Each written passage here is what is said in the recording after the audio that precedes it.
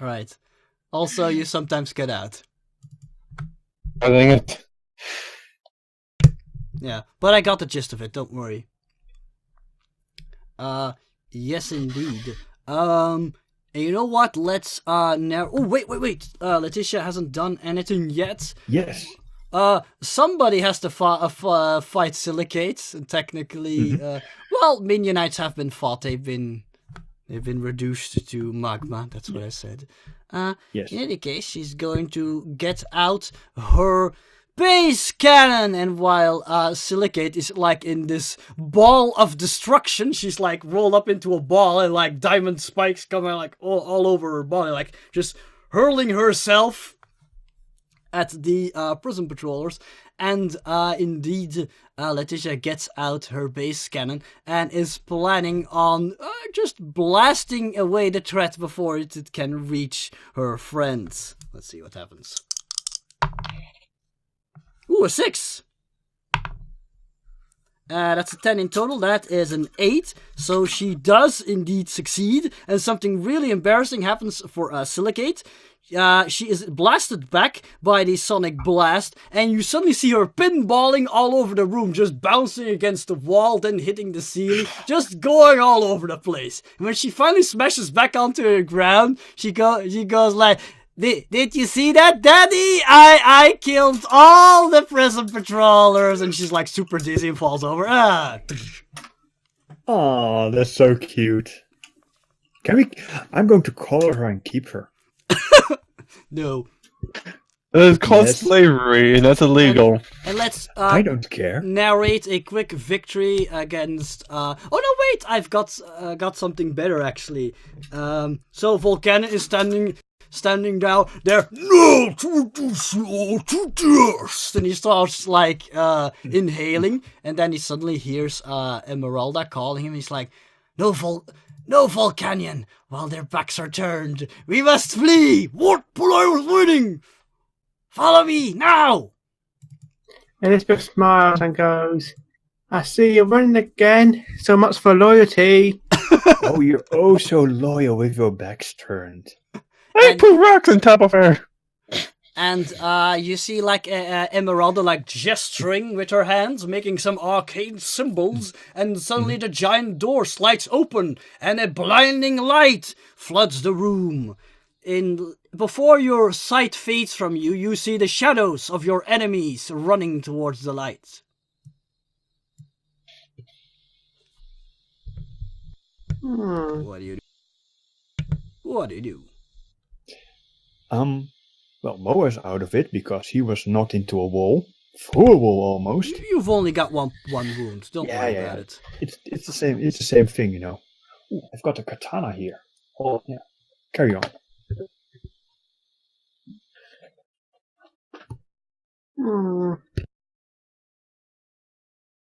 Chase after them. Okay, you chase after them. I like the Biscuits faction. Yeah.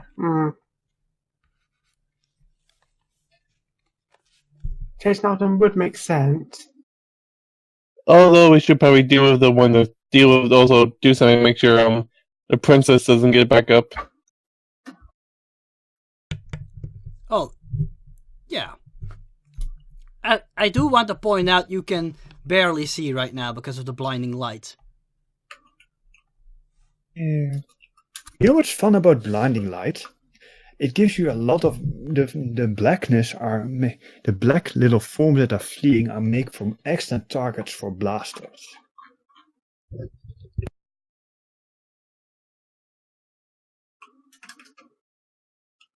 Oh, well, yes, and no, I think the light's still going to stop me from aiming well.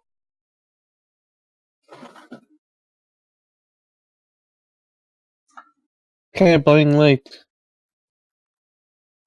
What do you do about them? I say we just run after them, and hopefully the princess won't get back up. I don't know what to suggest then.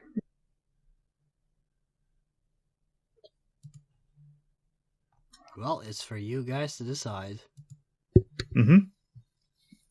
Moa is still little out of it. So she's Moa is just this slowly getting to her feet, using her sword to get up again. Elizabeth's going to check on poor Moa, making sure she's okay. Mhm. She will gently run a hand over her body to make sure there's no broken bones. Ah, okay. She, shudders a little under the touch and grumbles, I'm fine, I'm fine. He just got lucky, that's all. I'll beat him next time.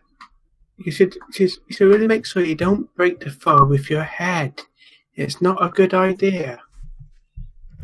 Well, at least I'm using my head for something. So you guys are proceeding then? Yes, we are. Okay, in that case, Yep. Letitia is like, "Come on, guys, they're getting away," and she picks up you. She picks up the two of you and like carries you. Bark, bark.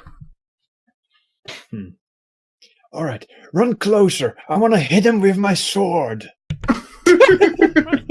And you're passing through the gate, and the light completely engulfs you, and you are completely blinded. And then suddenly, you're somewhere else. All right, who would like to go first? I guess Teleport somewhere else. Where are my enemies? That's all I need to know. I would look around, see where we are, what I can Okay, see. who you want to find your enemies? That sounds like initiative. Okay. So, Moa, you are suddenly by yourself. In a familiar what? surrounding. Yes, you're somewhere familiar. You've been here before and you don't like being here. You are surrounded by rubble. You're in some sort of control center. It is not your control center. You are surrounded by rubble, a lot of rock, a lot of different forms of mineral, a lot of debris, fire everywhere. This is the control center of the giant King Comet golem you fought during the final battle. Oh, God. No, I'm not here. And you see Cannot a be here. strange shadowy figure standing in the flames, staring at you, judging you. I glare back at him and say, "Don't judge me. Who are you? I am Prism Green of Soul Sector. Identify yourself." The figure vaguely has the outlines of one of your uniforms because you recognize the fluttering scarf and the dress. But this one is like a black shadowy figure. You can barely see it, but you recognize the outlines. And the figure suddenly begins to speak with a distorted but female-sounding voice, going. You failed. You can't even follow orders. You dare call yourself a prison patroller? I step back and am shaken to my very core. I shake my helmet head. No. If it wasn't for your incompetence, she would still be alive. Her blood is on your hands. I look at my sword is my sword is just. I look at my left hand. Yes, it's true. I made a mistake, and somebody else paid the price. It should have been me that should pay the price. Red should not have. The mistake can still be corrected. And the figure suddenly draws forward a familiar-looking axe and starts stepping out of the flames. Of course, I raise my sword in the rage position, like a baseball bat behind me. What is it you intend? As the figure steps closer and closer, its presence feels ominous, yet so familiar. And it hefts up its axe and says, "It'll all be over soon. You will pay for your mistake, and everything will go back the way it was, just without you. Do you agree? And it like is holding up its axe. I see what's going on here. Are you saying that it was I that was supposed to die there? It's my destiny to lay down my life in this place? You just said that you wanted to trade your life. Now's your chance. The fighting pose relaxes a little. The helmet just looks to the left, to the right, thinking. And you notice the figure like coalescing into a human-looking prison patrol, except that its uniform is completely black with some minor red highlights. Black with minor red highlights. Yes, and its axe looks like a twisted version of the axe used by Prism Red.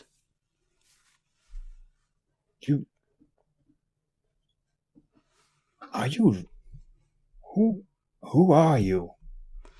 Who I am is not important. You need to decide now, or forever be racked with grief and self-doubt.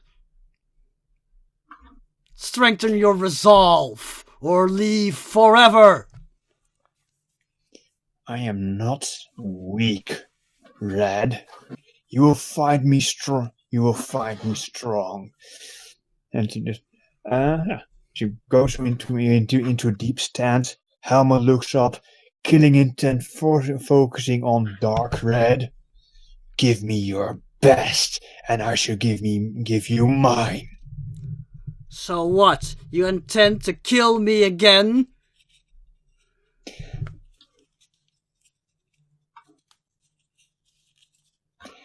I would like to roll a notice test or something like that. Or a smart. I mean, I'm trying to figure out what is that. To do what?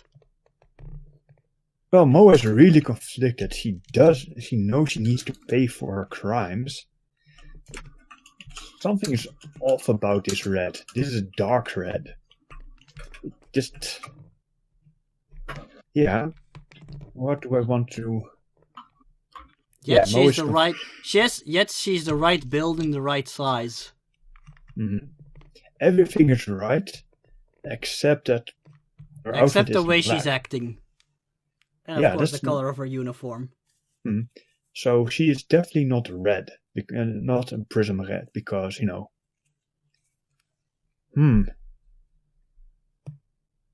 Okay. Yet her presence feels so familiar. Mm-hmm. Okay, Moa is conflicted and just stays in a position. You can't follow orders. You should turn over your prismizer and allow yourself to be replaced by someone better. There it is. Better? Someone better? Like you mean? No, obviously not me. I'm dead because of you. Mm-hmm. Can I detect for lies?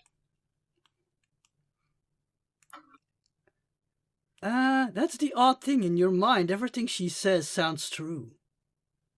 Okay.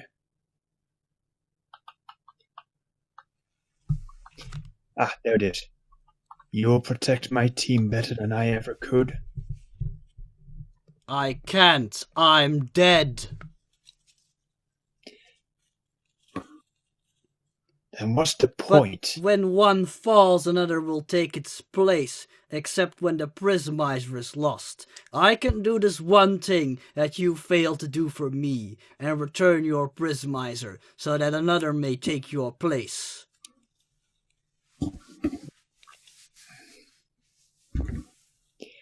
Okay, I always had high hopes for that Chandra girl. Ooh, Chandra. You see her just visibly.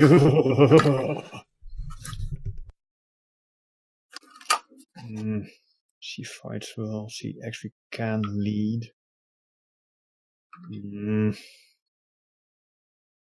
she actually just okay. Moa just steps out of her guard stance, sword to the ground. There's a sword point towards the ground, resting, standing up, casually, normally, like everyday life. You slowly feel your transformed form dissipating.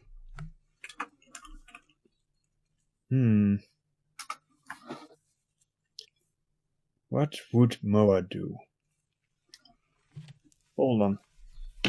This is not something your skills can help or roles can help you with. This is a role-playing challenge.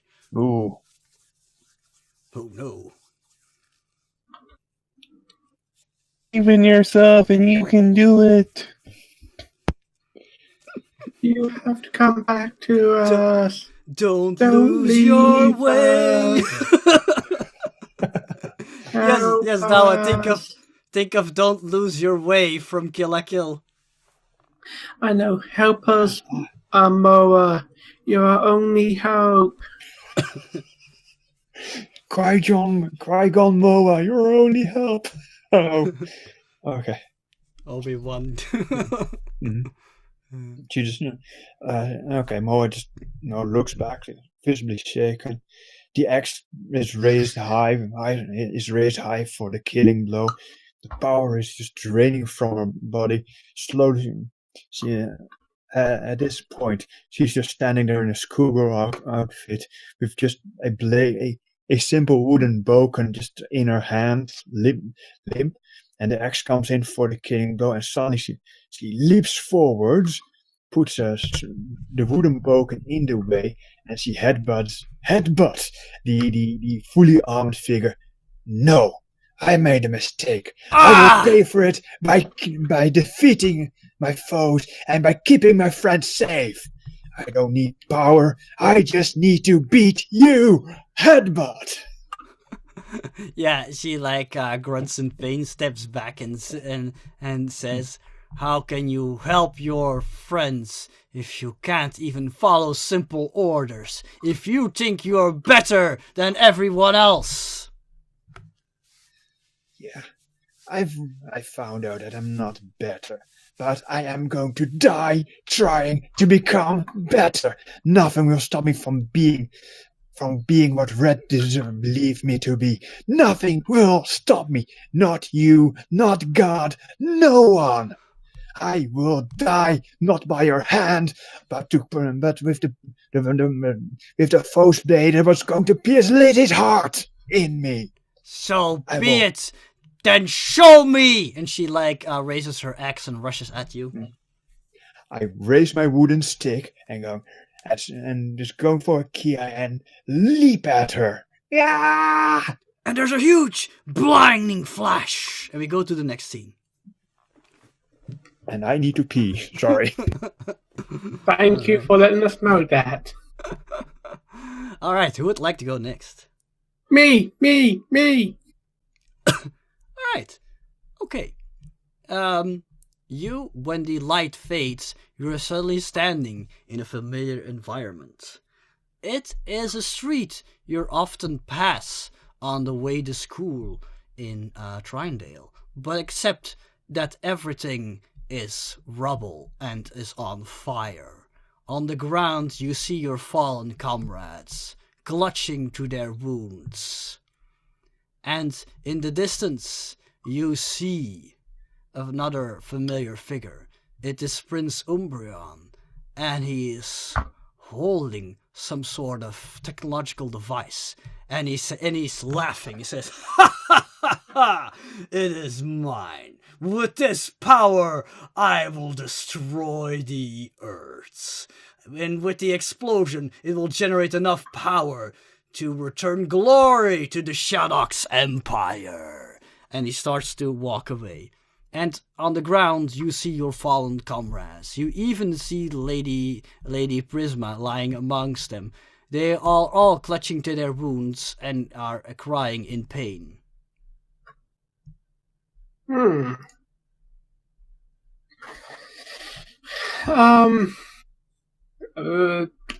Elizabeth shakes her head a few times, trying to get the image out of her mind before looking back at what's happening. No, this can't be true. This can't have happened. She looks at.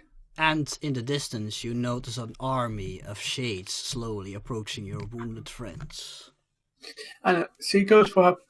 Quick question. Am I still in my prison form or am I Yes. normal? No, you're in your prison form.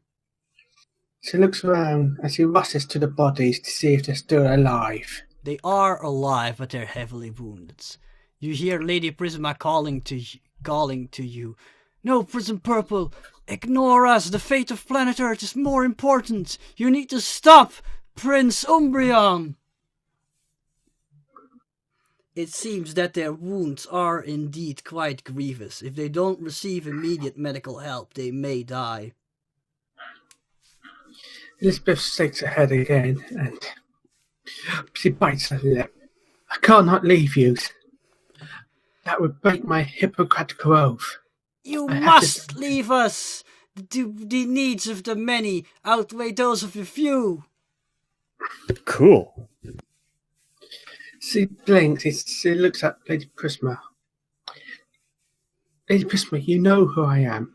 You know I can't leave you to die here. But you must. You're the only one who's still healthy. You have to chase after him and stop him. In the distance, you hear Prince Umbreon's mocking laughter, but it's getting softer and softer. Elizabeth goes mute and she stops. She turns to look at her friends on the ground. If I leave you, you will die. I can't have that. Then we will not have died in vain. If you save us, yes, we might live, but then everyone else will die. She stops and she looks at the approaching army. Is the army by any chance blocking me from Prince Umbreon? No, they're approaching your friends. Your friends are nowhere in the vicinity where Umbreon is going. Elizabeth looks at them, then looks at the army, then looks towards Prince Umbreon. Whatever I do, someone will die today. She looks at her friends once more, and she does the distance between her and the opposing army, and she tries to quickly perform basic triage so our friends hopefully will have a few more minutes of life. And at this point, like, Lady Prisma continues to beg you to stop and to go after Prince Umbreon. And you notice that while you're tending to the wounds of your friends, your armor's slowly starting to dissipate. She looks at her armor. What's happened to my armor? It's fading. It's because your resolve is fading. You have to do what is right. She looks at Lady Prisma and smiles at her. What is right and what is correct are seldom the same. If To you me- don't leave us now, everyone will die.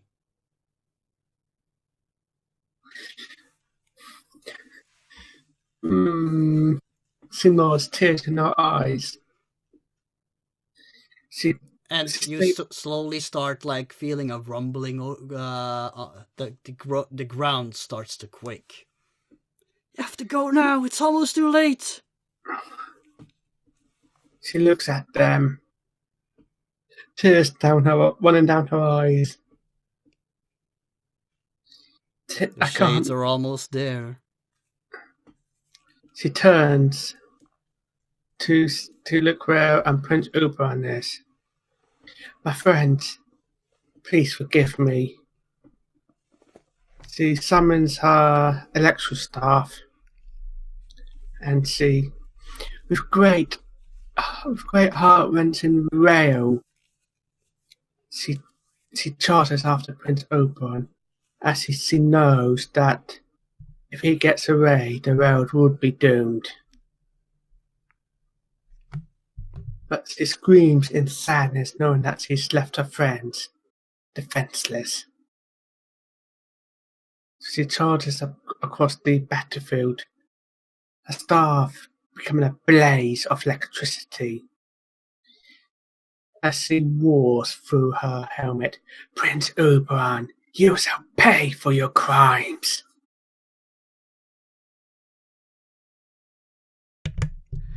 And as you... Oh, sorry. As he gets nearer, she attempts to discharge the full power of her staff towards him. Alright. And as you strike Prince Umbreon, he erupts in a blinding flash of light. And we go to the next scene. That was cool. That was awesome. That was evil. That almost tore poor Elizabeth apart. Yeah. And I'm not done yet. Mwah. Anyway, be right back, guys. While you're doing chatters, I'll get a drink. Alright. Okay. Alright, Chaz. Yeah, It's your turn to suffer. We believe in you, Chaz. Yep. Do the jazz. Alright. So you are running forwards, trying to chase down the meteor monsters, when suddenly you are in what looks like some sort of futuristic reflection, some sort of futuristic version of a courtroom. And you're surrounded by all sorts of alien species you've never seen before. But there's one constant about them. They're all wearing white prison patrol uniforms, but without the masks. And they're all looking at you judgingly, with angry eyes. Oh. Okay, well, Mom looks around like, what is this place? And the one in front, which looks similar to Lady Prisma, yet more older and wrinkled. And her voice also sounds slightly different. And she says, Prism Blue of the Soul Sector, you have stolen the power of Prism Blue of the Centauri Sector. How do you plead? Guilty, I didn't steal it. She gave it, well... Lies! Your power was corrupted by dark magic! What am I doing there? Well, the doing of the dark magic. I had nothing to do with that. And another one who looks like a face full of tentacles goes, perhaps he has a point. He was wrongly given his power, but he can make it right by giving it up. After all, he is a male. A male cannot wield the power of a prison patroller. It is unprecedented. It is not how the creators intended. Now then, lads, give up your power. Do what is right. Yes, you should relinquish your prismizer, and then we will free you of all charges. Melvin looks at the tentacle. Was the tentacle person a man or female? Well, they're all female. They don't sound female, but you're assuming they're all female because they're talking about a male prison patroller being unprecedented. I look at the Miss Tentacle and say, like, just because it's unprecedented doesn't mean it can't happen. I don't see why this should be a problem for me to be a prison patroller.